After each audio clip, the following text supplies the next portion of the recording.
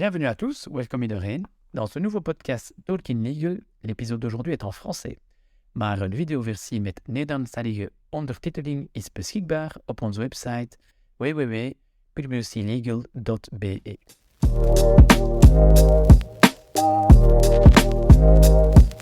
Bonjour tout le monde, bienvenue dans ce 6e épisode du Talking Legal.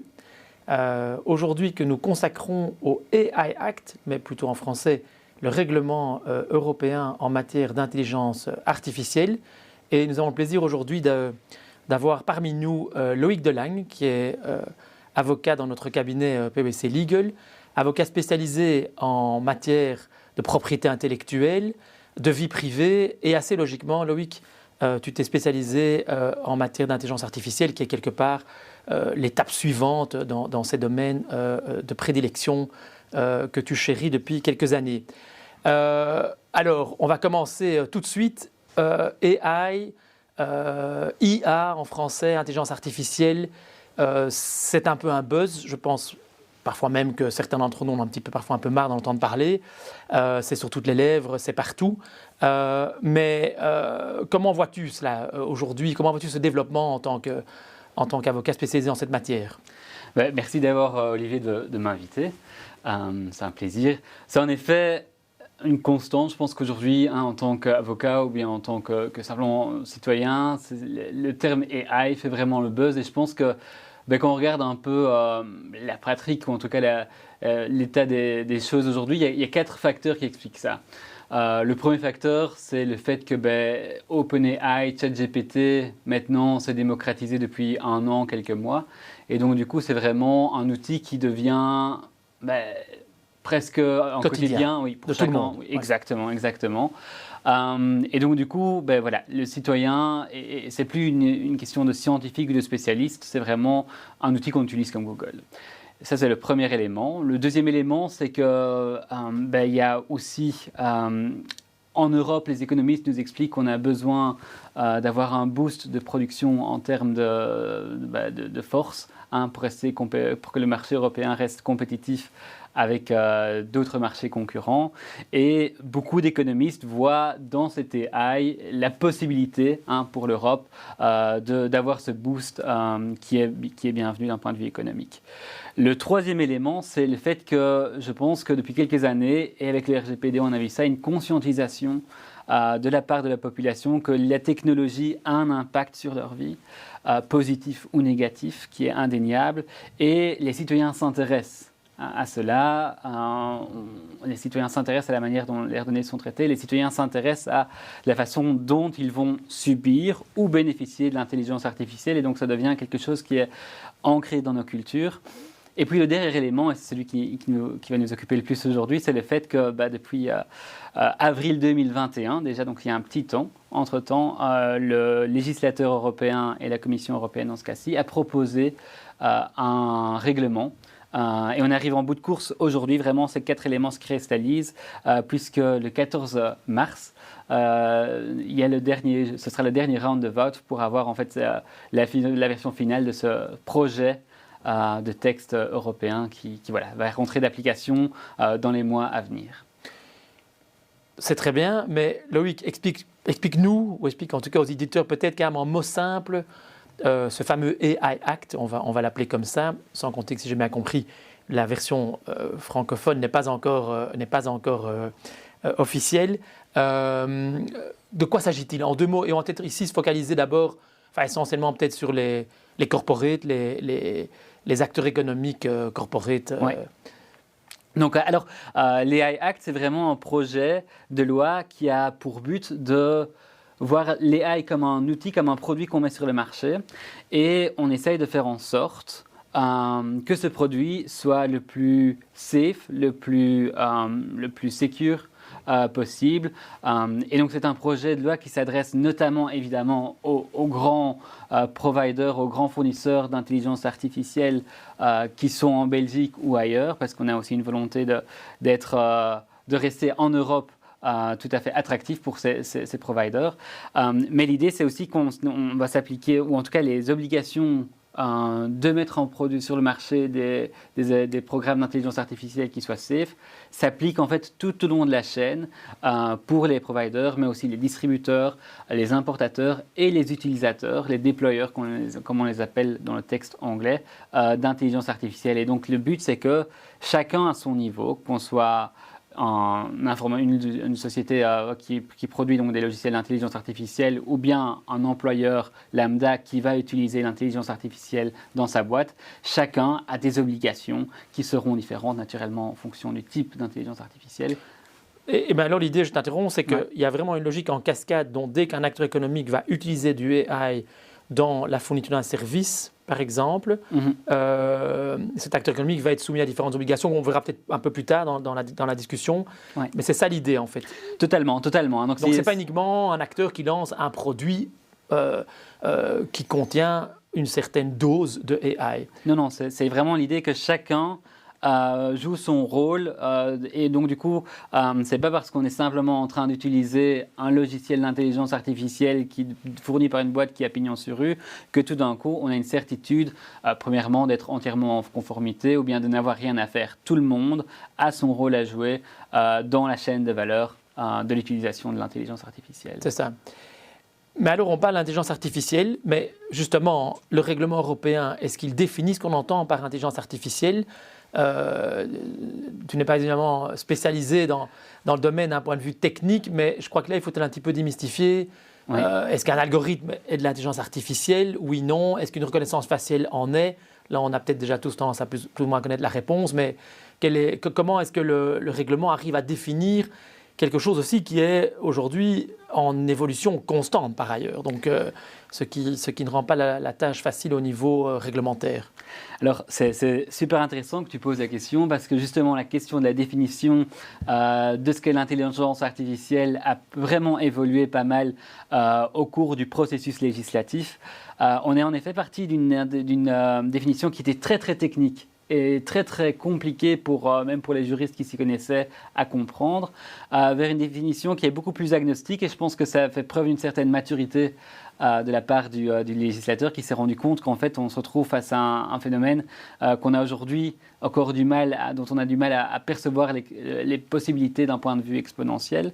Mais donc du coup il y a quand même certains éléments qui sont forts dans la définition. Les éléments constitutifs de la définition de l'AI, c'est premièrement de dire que c'est un logiciel, c'est un système qui est utilisé par des machines, c'est machine-based, qui va en fait être utilisé pour définir sur la base de critères implicites ou explicites des critères objectifs on va utiliser et qui vont, avec une certaine adaptabilité, aller générer du contenu, que ce soit donc du coup des prévisions, que ce soit des décisions ou des recommandations, on va générer du contenu sur la base d'un input.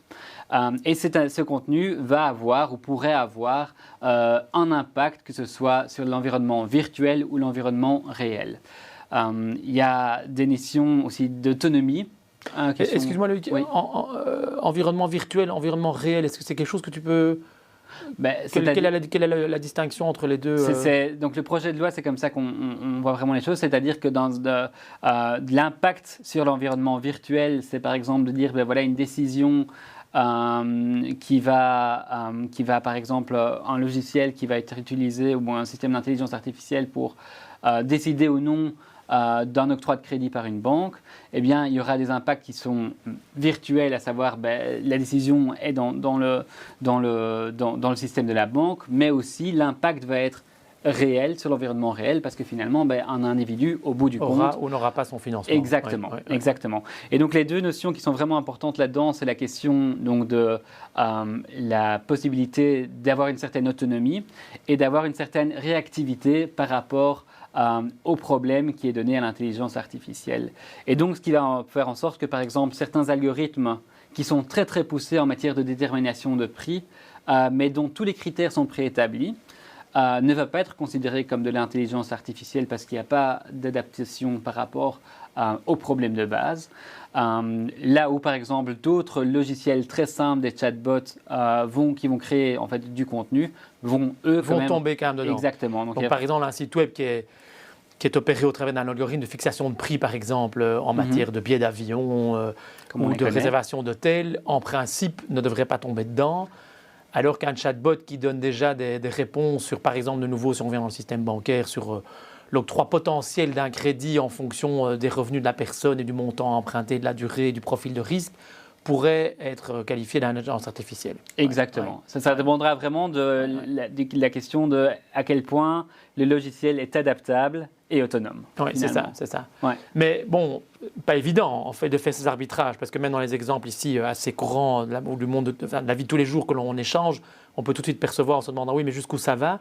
Est-ce que le règlement, enfin j'ai cru comprendre que le règlement quand même permettait de faire une certaine classification du niveau de AI en fonction de certains critères et que ça aura probablement des conséquences sur les obligations, parce qu'on n'est toujours pas arrivé sur les obligations que ça avait imposées pour les différents acteurs, mais est-ce que tu peux expliquer cet élément-là ? Oui, alors là où il y a encore aujourd'hui un certain criticisme par rapport à la définition qui peut être très large et qui peut manquer parfois de certitude ou de prévisibilité juridique, on a en fait dans le règlement un système de catégorisation du type d'intelligence artificielle basé sur le risque. Et le risque, on entend vraiment, c'est assez intéressant la notion de risque dans le règlement, parce que quand on recherche, c'est écrit plus de 765 fois dans le règlement pour l'instant, la notion de risque. Et donc en fonction du risque… Et quel est ce risque ? Alors le risque… Enfin, en mots simples en fait. Quel est le risque dont on a peur ? Alors le risque, naturellement, le risque peut être divers, mais les risques dont on a peur, c'est en effet des risques en termes de vie privée, en termes de droits fondamentaux ou d'impact sur la société, qui est des impacts qu'on n'aurait pas envie d'avoir pour l'intelligence. Donc c'est un règlement européen essentiellement pour protéger les citoyens. Alors, en tant que tel, comme j'ai dit là tantôt, c'est pas comme le RGPD où vraiment on se retrouve avec… le RGPD, c'est le règlement sur la vie privée. Ouais, la protection des données, en effet. Là, c'est vraiment un règlement qui a pour but de promouvoir la vie privée. Ici, on ne se retrouve pas tellement avec vraiment une promotion de certains droits fondamentaux. C'est juste que les droits fondamentaux vont rentrer en considération dans les obligations des différents acteurs. Mais en tant que tel, c'est un règlement qui vise à avoir la sécurité d'un produit sur le marché. Et ce produit ne doit pas poser un risque pour les droits fondamentaux, mais en tant que tel, il n'y a pas de droits fondamentaux nouveaux qui sont en fait garantis aux utilisateurs. C'est ça. Oui, il y a une petite nuance ici, mais c'est fondamentalement, on veut mettre des barrières ou des garde-fous aux dérives potentielles de l'utilisation du AI. Alors, je t'ai interrompu, mais donc on en était sur la classification du risque en question. Exactement. Et donc, on a vraiment 4 niveaux de risque. Le premier est vraiment le niveau le plus important, le haut de la pyramide, qui sont les risques qui sont critiques, qui sont considérés comme étant absolument non compatibles avec nos valeurs européennes ou en tout cas les principes d'une société démocratique. Et ça, c'est vraiment une série limitée de cas d'utilisation où l'intelligence artificielle ne pourra pas être utilisée en Europe, ou dont les résultats ne pourront pas être utilisés en Europe, parce que naturellement, on ne peut pas simplement faire rouler son logiciel d'intelligence artificielle quelque part d'autre et juste avoir les résultats qui sont utilisés en Belgique. Ça ne fonctionnera pas comme ça, ou en Europe. Donc là, on peut vraiment aucune utilisation dans l'Europe ou aucune conséquence possible en Europe. Et ces niveaux critiques, c'est par exemple des logiciels d'intelligence artificielle qui feraient de la reconnaissance faciale en temps réel dans des espaces publics à des fins de répression criminelle. Par exemple, utiliser les caméras d'un métro pour essayer de retrouver des pickpockets, ce n'est pas perçu comme quelque chose qui sera possible, c'est totalement prohibé. Mais ces données ne pourraient pas être utilisées en dehors de l'Europe, à des mêmes fins. Exactement. Donc ces données ne pourront pas quitter le territoire européen, pour peu qu'elles existent. Pour peu qu'elles… Alors, je serais un peu plus prudent en disant qu'elles ne peuvent pas quitter le territoire européen, mais en tout cas, si on ne peut pas les exporter en dehors de l'Europe, faire tourner les logiciels de reconnaissance artificielle, par exemple, en dehors de l'Union européenne, et quand même après avoir un retour du résultat, ce n'est pas possible non plus. C'est ça. C'est un garde-fou qui a été instauré. Ouais. Et donc ça, c'est pour le niveau qui est critique. Et ça, c'est très simple parce qu'il y a vraiment une liste de cas pratiques où c'est totalement prohibé. avec naturellement pour chaque cas pratique des exceptions d'exceptions. Donc ça reste il y a quand même pas mal de travail pour les juristes et les avocats. Mais donc du coup, ça c'est le niveau interdiction totale. Le niveau du dessous, c'est des niveaux où on se retrouve avec des logiciels qui sont dits à haut risque. Et c'est les cas où on utilise l'intelligence artificielle soit comme une composante d'une fonctionnalité de sécurité. Par exemple, si on a des jouets où on va utiliser l'intelligence artificielle pour vérifier l'utilisateur, si on a des outils qui sont régulés sur le marché où l'intelligence artificielle est utilisée comme une composante de sécurité, on considère ça comme des composantes à haut risque.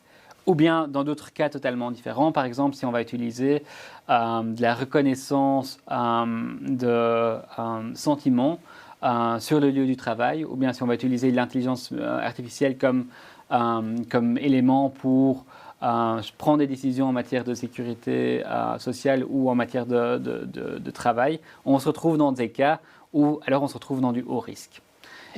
Alors l'idée du haut risque, c'est qu'il est permis. Mais il est permis moyennant certaines obligations qui sont vraiment vérification avant de mise sur le marché de est-ce que le produit est safe, est-ce que je connais les conséquences positives ou négatives, est-ce que je suis au courant des biais qui sont présentes dans mon logiciel d'intelligence artificielle et comment est-ce que j'arrive à trouver des alternatives aux potentiels risques qui sont prévus par ces logiciels haut risque. C'est ça, c'est ça. Et dans ce cas-là, Loïc, une chose qui ne m'est pas tout à fait claire, en fait, est-ce qu'il va y avoir l'occasion pour ces acteurs économiques comment est-ce que ces acteurs économiques vont avoir suffisamment de garanties qu'en effet, ils sont dans cette catégorie de haut risque ou pas haut risque, je peux utiliser, je ne peux pas utiliser. Est-ce qu'il va y avoir une logique d'éventuels ruling, comme on le dirait en matière fiscale, ou de possibilité quelque part d'obtenir une certaine sécurité juridique en tant qu'acteur économique sur ce qui est possible et ce qui ne l'est pas. Alors du coup, c'est intéressant que tu poses la question, parce que la première chose, c'est qu'il y a évidemment une période où il y aura un certain benchmarking, où les acteurs et les avocats aussi vont devoir un peu regarder autour d'eux pour voir ce qui se passe, comment certains logiciels sont considérés, ou comment est-ce que certaines personnes se considèrent étant au risque ou pas au risque. Même si, comme j'ai dit un peu plus tôt, il y a suffisamment de guidelines et de recommandations aujourd'hui pour, à mon avis, avoir déjà une bonne idée avant de commencer dans quel niveau de risque on se trouve. Il y a évidemment des autorités de supervision qui sont mises en place et où le but est non seulement de sanctionner des comportements a posteriori, mais il y a aussi une possibilité d'avoir des recommandations upfront, donc vraiment de demander, ce ne sera pas des rulings, mais d'avoir en effet des éclaircissements par rapport à l'une ou l'autre appréciation. Ces autorités de supervision sont naturellement aussi amenées à coopérer à un niveau européen au sein du nouveau EU AI Office, donc l'Office européen pour l'intelligence artificielle. Et puis il y a aussi le dernier fait, et ça c'est hyper intéressant, c'est qu'on va mettre en place ce qu'on appelle des regulatory sandboxes.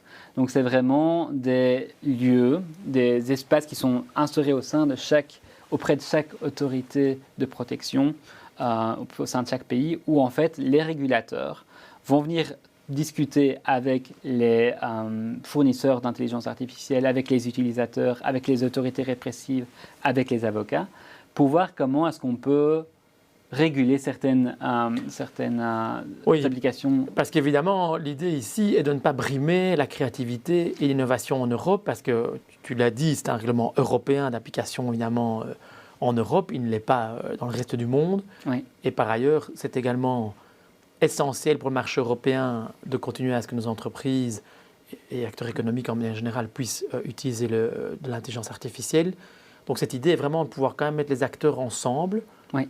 Pour arriver à quelque part donner certains conforts sur certaines solutions ou idées qui seraient partagées. Totalement, et ça c'est vraiment quelque chose qui est vraiment prépondérant, qui a pris une grande place au sein des discussions pendant l'adoption du texte de loi, c'est d'avoir cette volonté vraiment, je l'ai dit tantôt, on est au sein de la 4e révolution industrielle grâce à l'intelligence artificielle. On veut que l'Europe puisse tirer le plus grand parti de l'intelligence artificielle, puisse rester une terre qui est attractive pour les fournisseurs d'intelligence artificielle, les développeurs, les PME comme les grandes entreprises. Il y a une attention toute particulière pour les PME dans le règlement. Dans quel sens?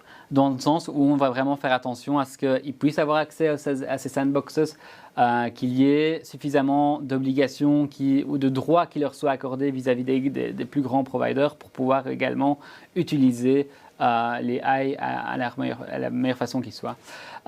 Et donc du coup, il y a cette volonté d'être innovatif, aussi de faire en sorte que des obligations comme par exemple ou des textes comme le RGPD dont on a parlé là tantôt, le Data Protection, General Data Protection Regulation, ne soit pas une entrave et donc du coup que les données à caractère personnel puissent être utilisées relativement facilement par les PME, mais aussi par les acteurs dans ces sandboxes pour faire en sorte, en fait, finalement, qu'on ne soit pas se poser la question est-ce que ce que je fais est bien compliant avec le RGPD. Il y a des aménagements qui sont faits pour faire en sorte que l'Europe puisse soit une terre d'accueil fertile, friche pour toute personne qui veut se lancer dans l'AI ou l'utiliser.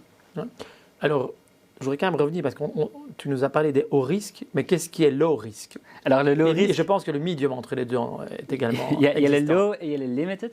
Voilà, tout ce qui est plutôt low, c'est vraiment tout ce qui est Gen AI, c'est les chatbots, etc., où on a vraiment un impact sur la société qui va être relativement réduit, pour autant qu'on informe suffisamment l'utilisateur qu'il est face à une solution d'intelligence artificielle. Et donc là où avant, pour les high risk, on avait vraiment des obligations qui étaient fortes en termes de vérification de la sécurité, ici on va vraiment migrer plutôt vers des obligations qui sont purement de la transparence, de l'information, pour faire en sorte que le citoyen se rende compte qu'il est en train de converser avec un chatbot ou bien simplement qu'il est en train de regarder une image ou un content qui a été créé par de l'intelligence artificielle. Ce qui fait un peu penser pour le consommateur lambda à tous ces pop-up relatifs au respect de la vie privée typiquement. Donc probablement on va avoir des obligations de publicité en tant qu'acteur économique, de transparence vis-à-vis du consommateur en l'occurrence ou du client, quel que soit. Exactement. Avec naturellement cette volonté de faire en sorte que ce ne soit pas une obligation en plus, parce que comme tu l'as dit, il y a déjà pas mal d'informations, de transparence, de pop-up qui arrivent.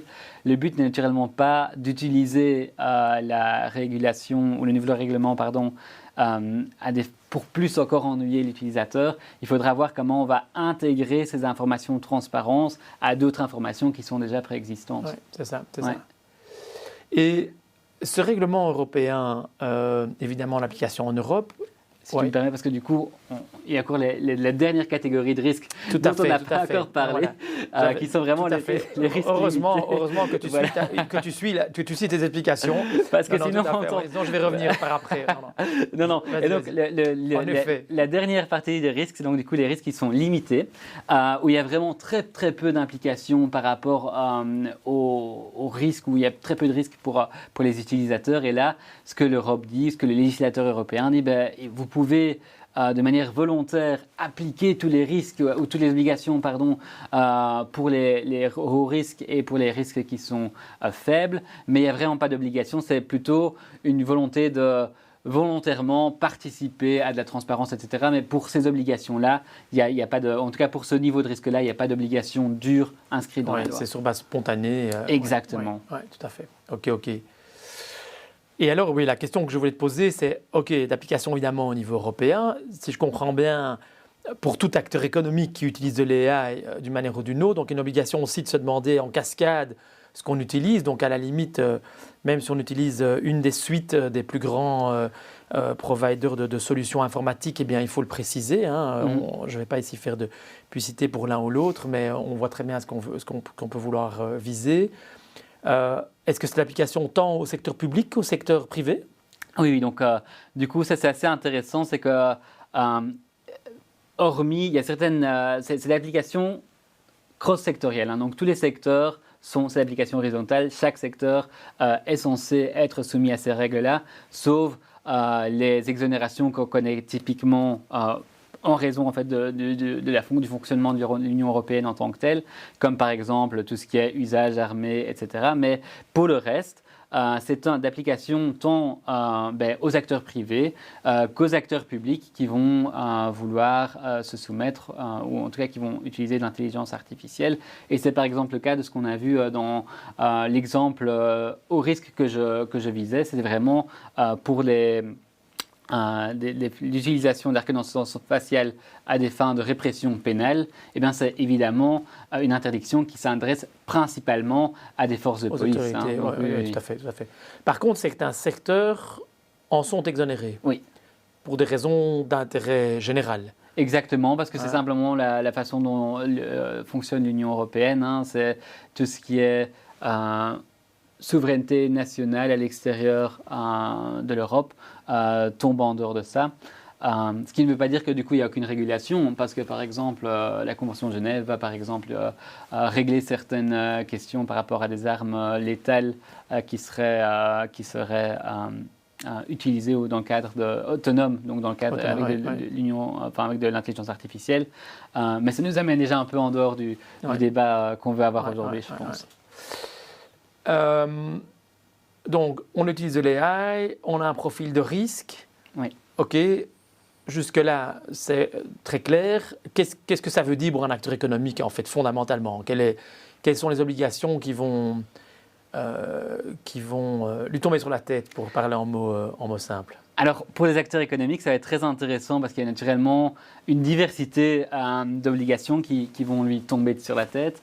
On parle d'obligations qui sont légales, contractuelles, en matière d'information, mais aussi des obligations beaucoup plus techniques, faire en sorte que des incidents de sécurité soient documentés, faire en sorte que la vie privée et les règles, les requirements, les obligations en matière de vie privée soient suffisamment respectées et documentées. Il y a aussi des aspects économiques qui sont très intéressants parce qu'il y a une obligation avant la mise sur le marché, mais après la mise sur le marché d'un logiciel d'intelligence artificielle. Il y a aussi un besoin d'avoir un post-market surveillance, donc vraiment avoir une vue sur quel est l'impact de l'utilisation de l'intelligence artificielle sur un marché déterminé. Je pense par exemple le cas à certaines solutions de l'intelligence artificielle qui sont déjà utilisées aujourd'hui pour analyser des CV. Il y aurait une obligation de la part tant de l'importateur, du fournisseur du logiciel d'intelligence artificielle que de l'utilisateur de se dire tiens, est-ce que je ne suis pas en train de favoriser une certaine partie de la population? Comment est-ce que ces billets-là, les billets, comme on les appelle, sont pris en considération? Donc, il y a vraiment une myriade d'obligations qui ne sont pas uniquement juridiques, mais aussi techniques, éthiques aussi, à prendre en considération. Et alors, comment s'y prendre? Ça, c'est naturellement la question à 1 000 euros aujourd'hui. Je pense que c'est très, très compliqué pour un acteur économique de savoir comment se mettre en conformité avec l'intelligence artificielle. Une certitude, le règlement sur l'intelligence artificielle. Une certitude, c'est qu'il n'y a pas de one-fits-all solution. Il faudra vraiment regarder au cas, par type d'acteur, par type de risque, de risque, exactement, de produit, donc de risque, exactement, ou de service. Exactement. Comment faire en sorte d'avoir cette mise en conformité qui est continue.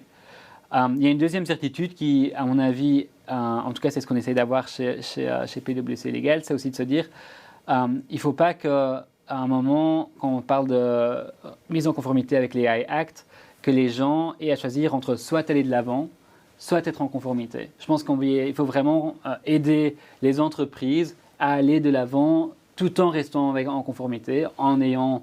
il y aura toujours une petite partie de risque, évidemment. On ne pourra jamais exclure qu'il n'y a pas des non-conformités, mais il y a des niveaux de risque aussi à évaluer, il y a des priorités à avoir. Et peut-être qu'un logiciel d'intelligence artificielle ne sera pas 100% compliant au jour 1 de son rollout, de sa mise en développement ou de sa mise sur le marché. Mais en tout cas, si on arrive à savoir où sont les défauts et à planifier en fait des méthodes de remédiation dans le futur, c'est déjà ça. Et donc, je pense que ça, c'est important aussi. Il faut être rassurant envers les acteurs sur le marché en disant qu'on ne demande pas non plus d'arrêter le progrès. Ouais, et au fond, Loïc, on n'en a pas parlé jusque maintenant, entrée en vigueur de ce règlement, puisque j'entends que le dernier vote doit intervenir le 14 mars, mais qu'en est-il est-ce qu'on a déjà une vue claire sur le sujet? Alors, oui, donc du coup, ce sera une entrée en vigueur qui sera, donc il y a un vote qui est prévu le 14 mars, et puis il y a la publication, et puis il y a l'entrée en vigueur qui est, si je ne m'abuse, 20 jours après la publication. Et puis après, par segment, en fait, les différents chapitres de la régulation vont trouver à s'appliquer, du règlement vont trouver à s'appliquer, en sachant que, voilà, 3 mois après, tout ce qui est les niveaux critiques d'intelligence artificielle, donc les prohibitions pures et simples d'utiliser certains produits sur le marché vont s'appliquer.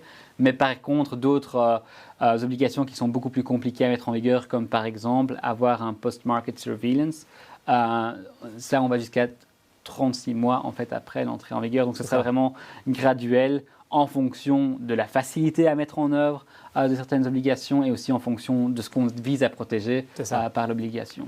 Ouais. En sachant aussi qu'il y a naturellement une question aussi de... C'est pas parce que demain une certaine obligation est de vigueur que ça veut dire qu'il y aura automatiquement une amende qui est prononcée par les autorités de supervision. On s'attend aussi à ce qu'il y ait un peu de flexibilité sur... Exactement. Bah, parlant des amendes, quitte si je ne suis pas compliant, je n'ai pas fait ce que je devais faire en termes de reporting et de transparence, d'information. Oui, alors du coup c'est assez intéressant parce que on pensait qu'avec le RGPD on avait vraiment touché le summum de ce qu'on peut avoir en termes d'amendes. Et non, le législateur était un peu plus loin cette fois-ci puisqu'on parle vraiment d'amendes qui vont jusqu'à 7% du chiffre d'affaires mondial au niveau du groupe ou 30 millions d'euros en termes d'amendes qui peuvent être infligées. Évidemment c'est un maximum. En termes de RGPD, on n'a jamais connu d'amende de ce niveau-là. Mais je pense que le signal qui est donné, qui est clair, c'est de se dire que il faut être de plus en plus vigilant en termes de compliance et les sanctions que pose les AI Act vis-à-vis des sanctions dans le RGPD sont vues de manière beaucoup plus grave. Et donc, du coup, on s'attendra à plus vite avoir des amendes. Donc, effet dissuasif. Exactement, un plus grand effet dissuasif, c'est l'idée. Ouais, c'est ça. Et là, je reviens quand même sur le RGPD, donc le règlement sur la vie privée, privacy. Tu l'as mentionné plusieurs fois en faisant la comparaison. Ce sont en effet deux législations qui sont différentes dans la manière dont elles adressent les deux sujets. D'une part, l'utilisation de l'intelligence artificielle, d'autre part, l'utilisation des données personnelles. Mais comment est-ce que ces deux-là interagissent? Parce que je crois qu'on a tous vécu dans notre vie quotidienne ce genre de situation où on se dit, mais tiens, en fait, mon téléphone m'a écouté puisque je venais justement de discuter d'un bon restaurant ou de vacances quelque part. Et puis tout d'un coup, on voit apparaître évidemment des publicités sur les différents réseaux sociaux sur lesquels on peut être actif ou non. C'est évidemment l'intelligence artificielle qui est aussi derrière. Et évidemment, on pourrait penser que ce sont des données personnelles également. Certainement, si en plus ce réseau social me souhaite bon anniversaire le jour de mon anniversaire alors que je ne l'avais pas communiqué. Donc comment est-ce que ces deux choses-là s'imbriquent? Parce que l'un va terriblement ensemble avec l'autre, en fin de compte. Oui, alors dans beaucoup de cas, je veux dire. Quand on parle du consommateur retail, certainement. Je pense qu'il n'y a pas de secret. La définition même de l'intelligence artificielle, c'est on traite des données pour arriver à des recommandations, comme j'ai dit tantôt, comme à des décisions. Et donc, du coup, l'aspect données, que ce soit des données personnelles ou non personnelles d'ailleurs, est primordial dans toute question de mise en conformité avec les AI Act. Il y a clairement une vision où la mise en conformité avec les deux textes se trouve à s'appliquer de manière conjointe. D'ailleurs, les AI Act lui-même reparle de certaines évaluations qui devaient être faites sous le RGPD, par exemple l'évaluation sur l'impact de la vie privée, et donne des guidances complémentaires par rapport à la façon dont doivent être effectuées ces évaluations quand on parle de données caractères personnels et d'intelligence artificielle. Donc les deux vont aller de pair. Je pense aussi qu'en matière enforcement, donc de répression, en tout cas d'application.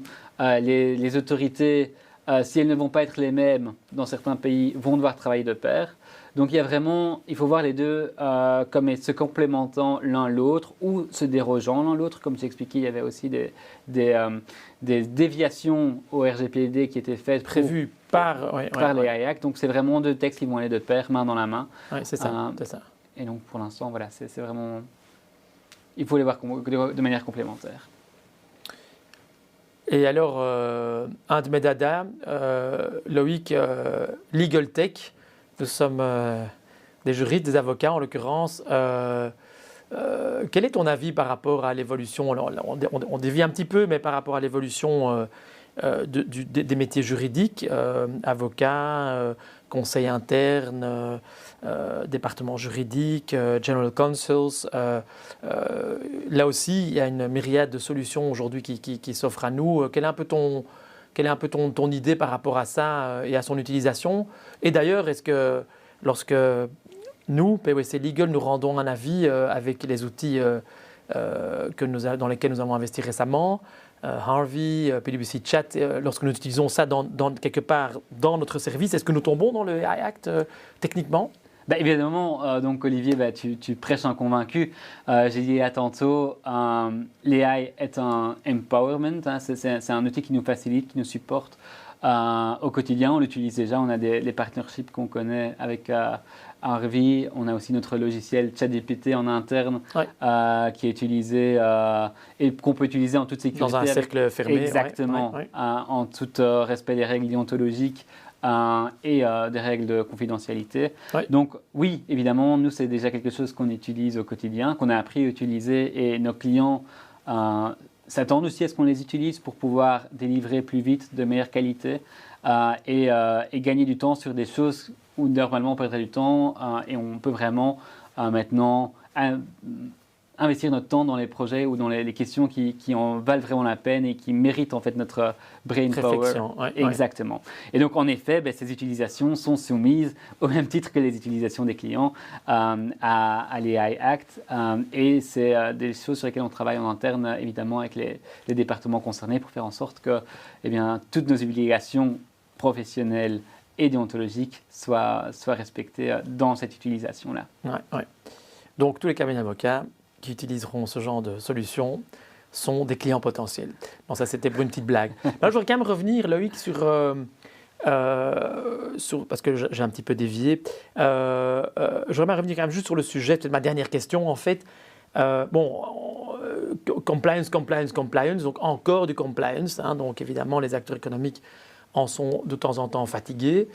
Mais quelque part, il y a aussi un côté il y a le côté liability, il y a le côté passif, j'entends par là dette négatif, et puis il y a le côté quand même positif également dans cette histoire, parce que l'intelligence artificielle, c'est par définition un actif, ça vaut quelque chose. Est-ce qu'il y a un retour positif du règlement dans ce domaine-là? Qu'est-ce que les acteurs économiques pourront voir de positif en fait derrière ces nouvelles obligations en fin de compte? Oui, alors là, je pense que je m'adresse peut-être aux spectateurs, peut-être pas avec mon aspect lawyer AI, mais plutôt avec l'aspect avocat en propriété intellectuelle. Et c'est clair que tous ces développements ont une valeur qui est commerciale et qui est évidemment valuable par les entreprises. Il y a des aspects en termes de contracting qu'il faudra regarder. Et c'est vraiment un savoir-faire, un know-how qui aura moyen de valoriser, que ce soit vis-à-vis de partenaires commerciaux, contractuels. Donc voilà, il y a vraiment aussi cet aspect positif et qu'on rencontre de plus en plus chez les entreprises qui se rendent compte de la valeur qu'a l'AI pour eux et que leur AI peut peut-être faire valoir pour d'autres parties. Donc c'est toute une partie du boulot dont on parle beaucoup moins, mais qui nous occupe tout autant, c'est tout le volet contracting et protection de l'intelligence artificielle comme une valeur, comme un élément de la société. Avec un impact évidemment en M&A, évaluation des entreprises, ce sera une des réglementations en plus sur le menu des due diligence legal dans les années à venir.